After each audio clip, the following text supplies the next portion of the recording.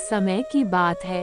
एक छोटे से गांव में रामलाल नाम का एक गरीब किसान रहता था। रामलाल के पास थोड़ी सी जमीन थी, जहां वह अपनी फसल उगाता था।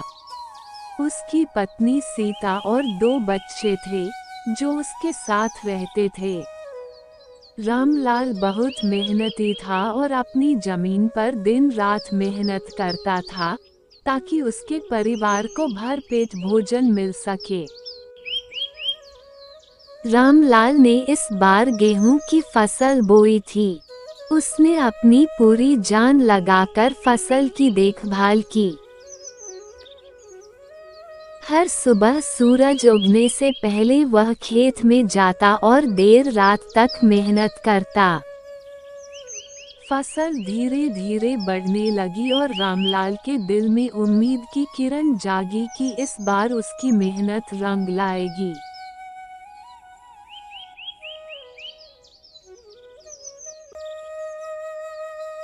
एक दिन आसमान में काले बादल छा गए और जोरदार बारिश होने लगी।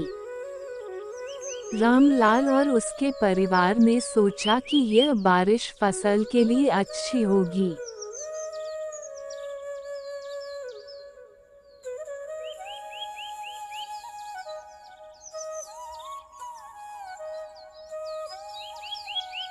लेकिन बारिश थमने का नाम नहीं ले रही थी।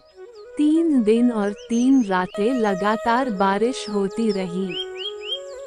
रामलाल का खेत पानी में डूब गया और उसकी सारी फसल बर्बाद हो गई। रामलाल के दिल पर मानो पहाड़ टूट पड़ा। उसकी सारी मेहनत पानी में बह गई थी। उसने भगवान से प्रार्थना की, हे भगवान, अब हम क्या करेंगे? हमारे पास अब खाने को भी कुछ नहीं बचा। उसकी पत्नी ने उसे ढांढस बंधाया और कहा, रामलाल, हमें हिम्मत नहीं हारनी चाहिए। भगवान ने हमें हमेशा सहारा दिया है और आगे भी देंगे।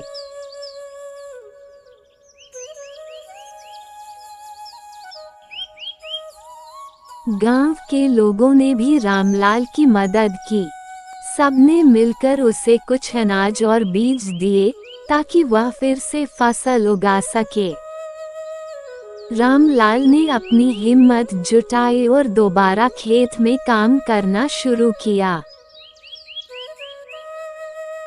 उसने फिर से बीज बोए और इस बार भगवान ने उसकी मेहनत का फल दिया।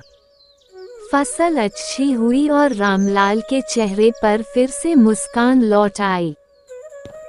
इस कहानी से हमें ये सीख मिलती है कि चाहे परिस्थितियाँ कितनी भी कठिन क्यों न हो, हमें कभी हार नहीं माननी चाहिए। मेहनत और उम्मीद के साथ आगे बढ़ते रहना चाहिए, क्योंकि भगवान हमारी मेहनत का फल जरूर देते हैं।